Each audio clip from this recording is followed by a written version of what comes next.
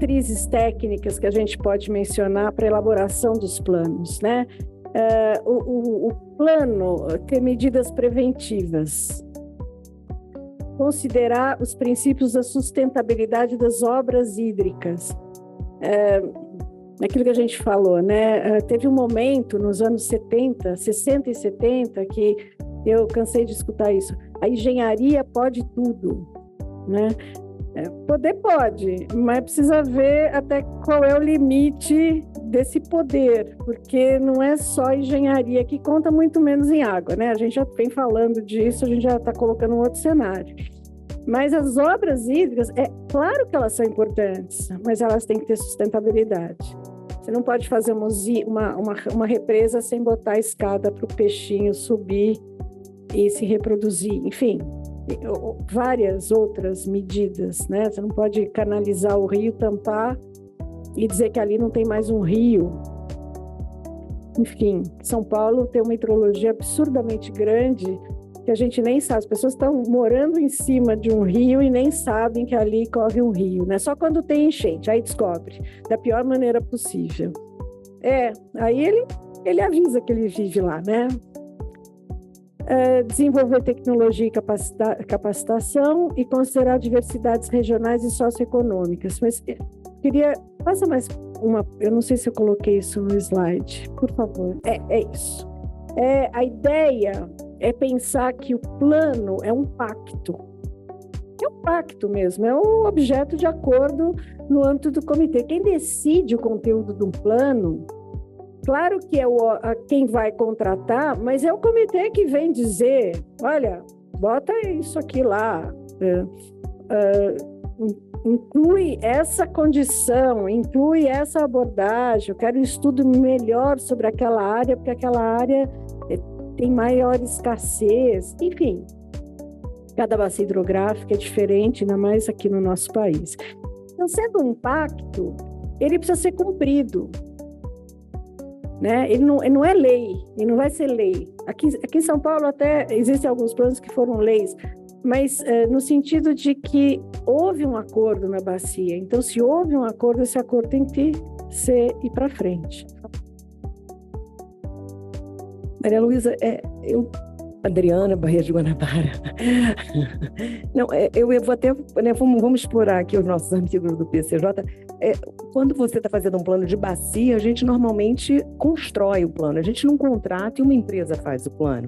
A gente tem os workshops, quer dizer, a empresa ela vai traduzir o que o comitê construiu. Então, assim, não tem assim, tem até umas surpresas, a gente tem umas surpresas, mas normalmente a gente contrata uma empresa para traduzir uma construção coletiva. Tem workshops, a gente tem que aprovar o que a empresa entregou. Então, não é assim, você contratou uma empresa para fazer uma ponte, depois você vê como a ponte ficou. A gente participa efetivamente. É a minha experiência. Eu até estou perguntando, PCJ é isso também, né?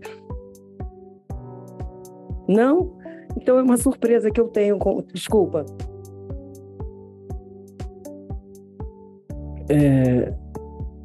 Não, o plano atual, né? Lá para o processo do plano atual. O PR começou a ser desenvolvido em 2013. Enfim, passou por discussões, enfim, tem a Câmara Técnica do Plano de Bacia, a gente tem uma Câmara Técnica específica lá, mas ouvidas as outras, né? O contrato foi em 2016, aprovado em 2020. Entre 16 e 20, a gente tem registro de pelo menos umas 150 reuniões entre câmaras técnicas e audiências, né? Para a construção e fazer os acordos. Até o acordo difícil que o Sérgio comentou lá de chegar no que é possível do orçamento, enfim. Mas essa é a experiência. Não é em todo comitê que é assim, não. Eu tenho outras experiências de planos que não é do PCJ, mas que é em São Paulo também, que se contratam, faz um plano um tempo de referência, contrata um plano, vem uma pessoa, claro que vai apresentar, claro que vai ouvir o comitê, mas o que a gente nota é que o comitê dá muito pouco palpite naquele trabalho. É uma coisa meio pronta, assim, mais ou menos, claro que cada bacia, mas se você pegar bacias próximas, que a mesma empresa for fazer, tem um corta e cola, entendeu? Mas às vezes o comitê não pega esse corta e cola, às vezes o comitê deixa passar, entendeu? E fala assim, ó, eu sei porque a gente vê isso, não é que eu li, não, é que eu vi. O plano nacional, né? Troca o número do comitê. O plano nacional foi assim, né? Uma empresa é contratada e depois se reúne com os setores para começar a elaboração do plano. Né? E, inclusive, eu queria até te perguntar, Maria Luísa, você tem, a lei define esse conteúdo mínimo para os planos, sem distinguir o plano nacional dos planos por bacia, dos planos estaduais, né? Então, eu entendo que seja para todos os planos. Para todos os planos. E se você pegar o plano nacional, ele não tem esse conteúdo mínimo que é exigido em lei, né? É verdade, Thierry, mas, assim, eu sempre li que isso era só para plano de bacia, embora você está certo, porque não fala, a lei fala, os planos devem ter o conteúdo mínimo. O primeiro plano nacional de recursos hídricos tinha diagnóstico, tinha mais a cara de plano de bacia. Até foi a Ana quem fez, né, desse plano. Foi. Eu lembro. Com base na conjuntura e tudo, enfim, a equipe do Sérgio de Moraes. Mas, assim, essas áreas de restrição, de uso, conflitos potenciais, isso nunca apareceu, quer dizer, eu nunca vi. Eu participei da elaboração dos 2 planos nacionais, né, também. Eu vejo muito a cara de uma bacia hidrográfica. Né? Porque você vai falar cenário demográfico, o cenário de crescimento. Mas não é um cenário de crescimento do país, porque senão também não é plano de recursos hídricos. Então, da bacia, você vai ver as atividades econômicas, os processos, o setor produtivo, a tendência de aumentar a população ou de diminuir a população. Vai ter água daqui a 20 anos ou não vai ter água para tudo isso aqui? Eu vejo muito mais como plano de bacia, mas é verdade. Mas tem um entendimento formal nesse sentido? Não. Eu não que eu conheça.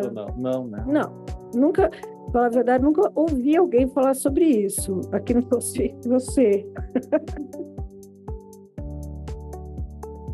Tô falando sério. Oi, fala, Osman.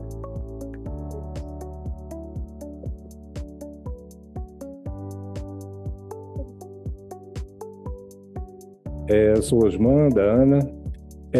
Eu entendo que, assim, quando você está falando de plano nacional, ele tem uma escala tal que não faz sentido descer as minúcias de um plano de bacia, de um plano de recursos hídricos, assim como planos estaduais, né? Ele tem toda uma lógica, uma dinâmica específica para aquelas realidades regionais ou nacional.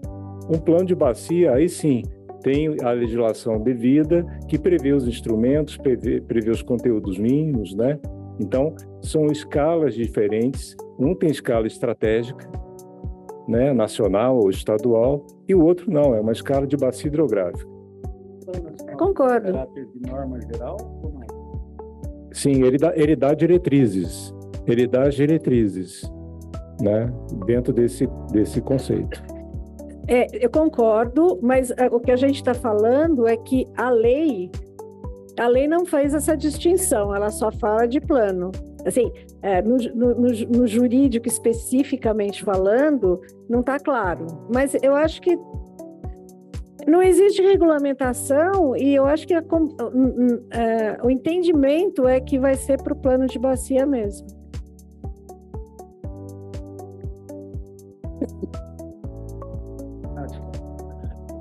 André, Comitê CPCJ, o CNRH está discutindo agora uma revisão da 145, acho que com esse olhar de distinguir alguma coisa, até onde eu ouvi, né? Não estou participando, mas não sei se alguém tem mais alguma informação. Renato. Então, eu concordo, concordo com a primeira versão. Acho que o dispositivo, ele não faz exceção, ele não cria uma distinção. E logo no artigo seguinte fala que os planos vão ser, né, estaduais, etc. e tal. E se nós formos observar os elementos que estão no 7º, eles são elementos que, lógico, guardada a questão da escala, é lógico que o plano nacional ele vai ser muito mais genérico, né? Mas ele não precisa deixar de tratar, por exemplo, dos conflitos potenciais no Brasil. Então, eu entendo que aquela relação do artigo 7º, que fala mínimo, é uma relação obrigatória dos planos. O plano que não tem todos aqueles elementos, ele está falhando, ele está com uma lacuna.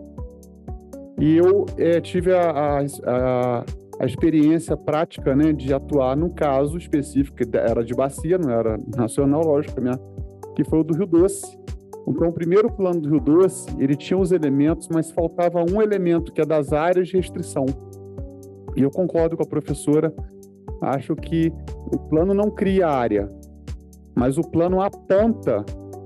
E aí, dependendo do grau de detalhamento que ele apresenta essa proposta, ele vincula alguns outros órgãos que não são nem do sistema de recursos hídricos para a criação daquelas áreas. Então, se eu tiver um licenciamento ambiental, que uma das situações da licenciamento ambiental é criar uma área, compensar o dano criando uma área. Se eu tiver um plano de bacia para aquela bacia, indicando que a área deve ser, por exemplo, um parque, ou uma área de proteção ambiental, ou uma área de preservação permanente administrativa, que tem a previsão no Código Florestal, eu fico vinculado. E isso parece estar claro no Código Florestal, porque o Código Florestal, ele estabelece que reserva legal, que é uma área privada, rural, elas devem observar o plano de bacia hidrográfica. Então, se o plano for quanto mais genérico, ou mais discricionário será a atividade do agente que, por exemplo, aprova uma reserva legal. E no caso do Rio Doce, não tinha esse elemento. Foi expressamente mencionado no primeiro plano que essa questão, eles não tinham elementos, eles não tinham informação técnica na ocasião do primeiro plano, sequer para propor. Então, por ocasião do início pouco antes da reavaliação, né, da renovação, da revisão, na verdade, da revisão do plano, o Ministério Público e o Ministério Público Federal, que a bacia né, a gente contatou os colegas do Ministério Público Federal e fizemos uma recomendação conjunta, Ministério Público de Minas e Ministério Público Federal, ao Comitê de Bacia, para que ele, na revisão, atentasse para constar, porque o plano dele não cumpria o dispositivo, ele não tinha todos os elementos. E na ocasião, que eu me recordo, estou falando já tem uns anos, foi em 2016, 17, eles informaram que sim, que na revisão eles contemplariam, então, estavam acolhendo a recomendação e que fariam. Então, mas eu acho que é aplicável para os planos, né? Para todos os planos. Agora, eu nunca vi questionamento a respeito, quer dizer, por outro lado, eu nunca vi alguém questionar o fato de, por exemplo, nenhum plano fala de prioridade de outorga, mas nem os de bacia. E eu também nunca vi ninguém questionar Não, mas no plano, inclusive tem um conflito, né, que é o leading case, que é o conflito do São Francisco. Existia lá uma discussão que era baseada no plano, porque o plano ele tinha um determinado regramento para outorga, né, de volume de água. A grande questão era essa.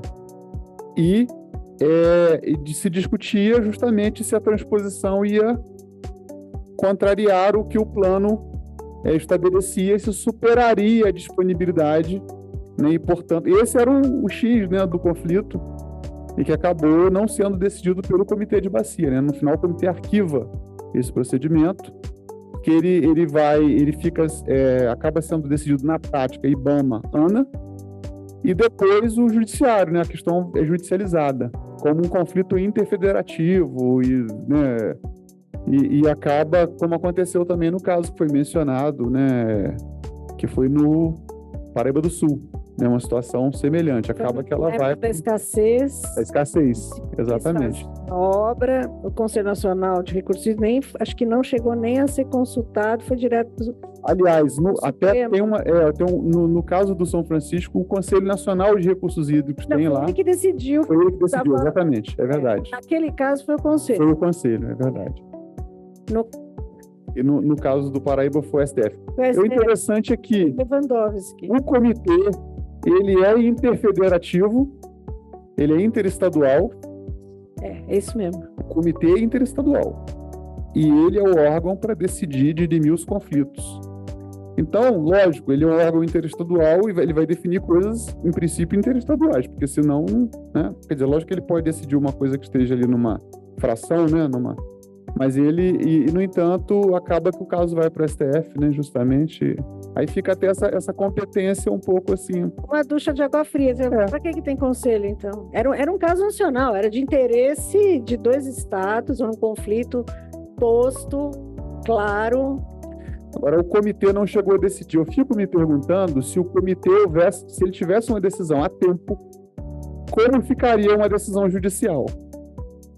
Se manifestou.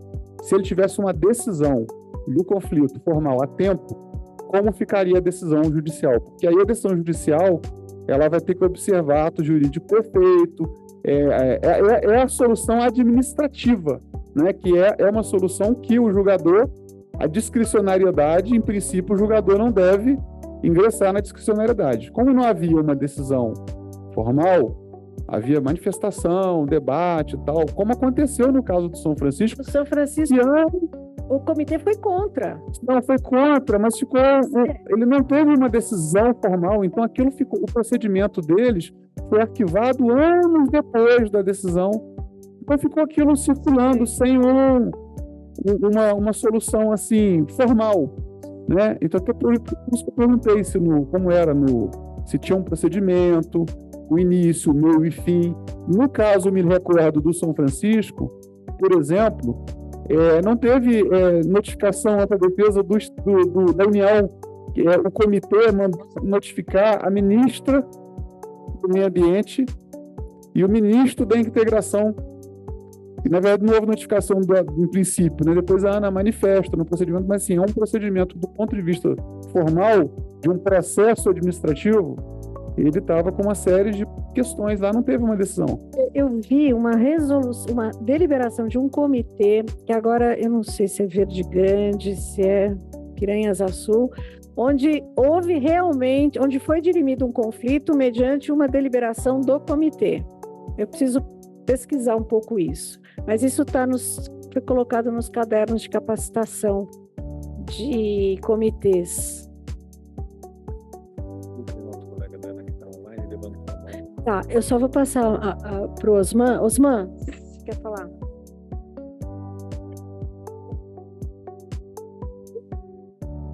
O Osman estava ele foi o primeiro a pedir. Só um minutinho, Adriana, por favor.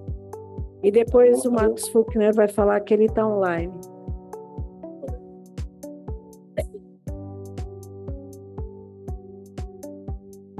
Na verdade, é só um comentário rápido em relação ainda à questão do Paraíba do Sul. De fato, embora esse conflito tenha chegado ao STF, foi para o Fux, né? E aí ele remeteu isso de volta para que os estados do Rio de Janeiro e São Paulo se entendessem. Não foi o STF que tomou a decisão. Mas a decisão não foi do STF. Foi um acordo, mas foi das partes, mediada pelo STF. Sim, e corretamente, mas super corretamente, mas assim, não tinha que ter ido para o STF sem antes ter ocorrido uma tentativa firme de fazer o acordo no sistema. Não, talvez eu tenha o acórdão ou o documento que foi... Adriana.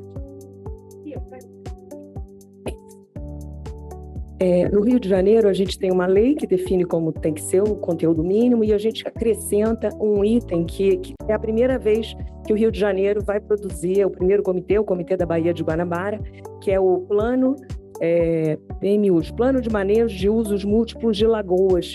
Então, é uma curiosidade, quem tiver interesse, de repente outros estados que também têm uma preocupação muito grande com a articulação entre gestão hídrica e gestão costeira, é a primeira vez que a gente está fazendo esse instrumento que está previsto em lei, mas que não foi feito no primeiro plano, que o primeiro plano da Baía de Guanabara realmente teve uma participação muito aquém do que o desejável, então a gente está atualizando e complementando para essas áreas que a gente chama de, né, uma gestão costeira, que são os lagunares. E a gente tem previsão de uso da grana do comitê, né, do recurso da cobrança, para estudo de aumentar, expandir e criar unidades de conservação em áreas que a gente identificou que são essas áreas.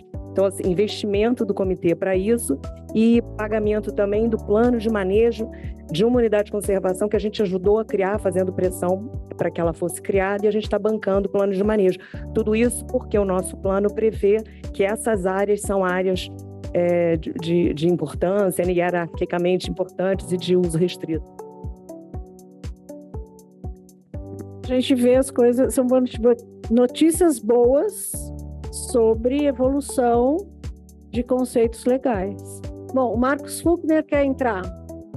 Oi, professora, vocês me ouvem?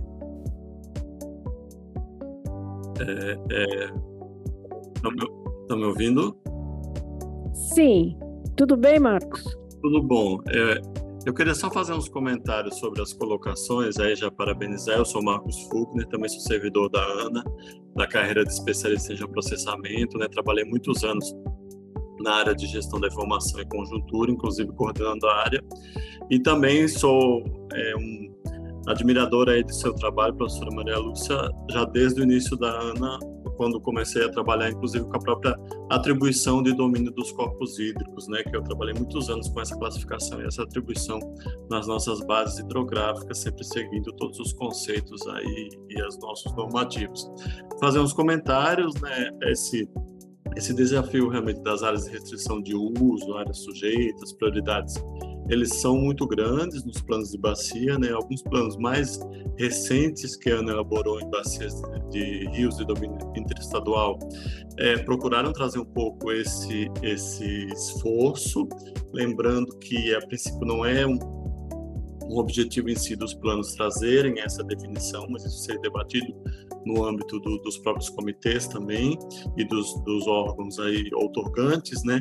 Mas deixar o exemplo do Paranapanema, que tiver interesse em consultar, o plano da bacia do Paranapanema é um dos mais recentes que a ANA publicou e tem um exercício mais ou menos na linha desse sentido aí de discutir um pouco essa questão das prioridades de uso. Depois, em seguida, nós tivemos uma dissertação também de mestrado, de uma servidora do DAE, eu esqueci o nome dela agora, mas eu vou tentar recuperar e deixo no chat para vocês aí durante o curso, que nós inclusive apoiamos ela na pesquisa dela, servidora do DAE, em que ela fez um exercício acadêmico muito interessante, com foco nesse tema nas bacias hidrográficas. Depois do Paranapanema, nós tivemos aí no Paraguai, também na bacia do Paraguai, um plano que a ANA elaborou não com um comitê, porque não existe o Comitê da Bacia do Paraguai, mas foi criado no âmbito do CNRH um grupo técnico aí de acompanhamento desse plano de bacia, e foi muito debatido a questão no plano justamente de um conflito, principalmente entre as cerca de 150 pequenas hidrelétricas previstas para instalação na bacia, né, com outros usos, principalmente usos não consultivos, como o próprio turismo, a pesca, a navegação e turismo, principalmente turismo também de lazer, e na região, e também turismo para a pesca. E aí, consequentemente, a esse estudo foram propostas algumas áreas restritas à implementação desses empreendimentos. Isso gerou um debate muito grande, inclusive polêmico, né, da ANA e dos órgãos gestores aí estaduais de Mato Grosso e Mato Grosso do Sul, junto com o próprio Ministério de Minas e Energia e os demais outorgantes aí em ambos os estados. E esse debate chegou também ao Judiciário, ao Supremo Tribunal Federal, foi judicializado a questão das competências do Estado para determinar esses impedimentos ou não. Isso foi muito debatido também na legislação, no legislativo estadual, principalmente em Mato Grosso, onde as áreas lá das cabeceiras do rio Cuiabá, a montante da capital, né, de mesmo nome, foi uma das áreas em que realmente o impacto foi avaliado como muito negativo para esses demais usos frente a essas pequenas hidrelétricas que estavam previstas. Então, isso foi um debate aí que perpassa aí os últimos pelo menos 5 anos aí no âmbito da agenda legal e na agenda também de recursos hídricos. Por último, então, a gente tem na Bacia do Doce, como foi comentado com um colega também, é um plano ainda é praticamente o único plano em curso que a ANA está elaborando, a revisão do plano do Doce, né? E está previsto aí de lançamento, aí, debate junto ao comitê de publicação do plano aí ao longo ainda desse ano. E um exercício, acompanhei um pouco, tive a oportunidade de acompanhar um pouco também a elaboração desse plano, nessa linha aí de prioridades de uso, restrições de uso, no escopo desse, que é o mais recente, é o único que está em curso aí em elaboração pela ANA. No âmbito do CNRH, e no que compete já a implementação da agenda do Plano Nacional de Recursos Hídricos, existe a proposta de revisão da Resolução 145, né, que é uma resolução lá de 2012, que trata justamente dessa questão dos conteúdos mínimos para os diferentes recortes de planos, né, que é muito interessante. No caso do Plano Nacional, que também foi comentado, né, a gente já tem o próprio Conjuntura, né, que é o relatório que a ANA elabora todos os anos, que tem também o seu conteúdo determinado por uma outra resolução do CNRH, que é 180, e ela apresenta aí nessa resolução o conteúdo mínimo para, pelo menos, a etapa de diagnóstico do Plano Nacional, que ela é compreendida pelo justamente relatório de conjuntura dos recursos hídricos, que, como foi inclusive no último plano, em que ficou totalmente a cabo da ANA, né, sob minha coordenação inclusive na época, a elaboração do diagnóstico desse plano nacional, que correspondeu aí ao relatório Conjuntura 2021, que foi publicado pela ANA e compreende aí o volume 1 do Plano Nacional, que se refere ao diagnóstico. Depois teve o volume 2, Plano de Ações, com um apêndice normativo também que foi anexado a esse plano de ações. E só que agora, né, o avanço, né, aí eu deixaria também a minha pergunta, uma questão para debate aí, vou deixar também os outros colegas participarem, para a professora Maria Lúcia e os demais colegas aí, eu não vi ser mencionado ainda desde ontem essa questão, né, também que é muito recente. O próprio CNRH está parado, ainda não foi esse ano reativada a questão do CNRH. Nós tivemos uma mudança de governo da administração brasileira, né? Quem também é estrangeiro talvez não conheça, do ano passado para cá tivemos uma mudança de governo e o CNRH, que é o Conselho Nacional de Recursos Hídricos, ainda não teve as suas atividades retomadas. Inclusive essa revisão da resolução 145 estava quase pronta e era uma das agendas prioritárias do Conselho. E aí nessa linha agora a gente está uma história aí que a política de recursos hídricos voltou para o Ministério do Meio Ambiente, mas o CNRH se manteve no Ministério da Integração e Desenvolvimento Regional junto com a ANA, e aí é uma questão da política estar em um lugar, o Conselho estar em outra. Tem a questão setorial também, captura setorial da ANA e da agenda pelo saneamento, que é uma outra política que está no Ministério das Cidades, é um outro ministério.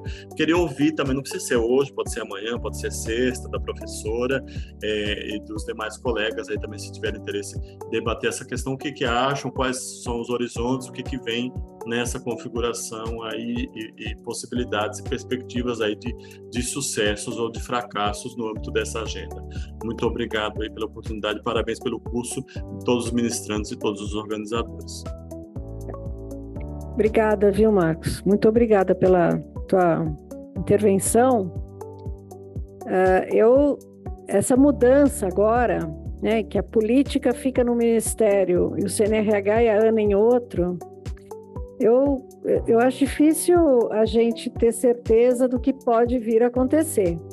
Mas a ideia é a seguinte, quer dizer, a ANA tem uma série de competências legais, o Conselho Nacional de Recursos Hídricos tem uma série de competências legais, e o Ministério, os ministérios têm a competência de formular política.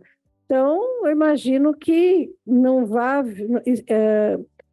o andamento das políticas não vai ficar truncado. Talvez haja alguma necessidade de acomodar o fato de, quando os temas estão todos dentro, os órgãos e entidades fazem parte de um único ministério, talvez facilite as coisas, mas não sei, acho que a gente precisa esperar um pouco de tempo para ver, porque, por exemplo, o CNRH, o Conselho Nacional, está inoperante esse ano. Quando ele voltar, ele vai estar no Ministério de Integração Nacional, é isso? Não, Integração e Desenvolvimento. Integração e Desenvolvimento Regional. Já estava nesse ministério, na verdade, né? Então, a gente tem que esperar um pouco para ver, não vejo muita perspectiva de fazer alguma previsão. A gente pode voltar rapidinho, por favor?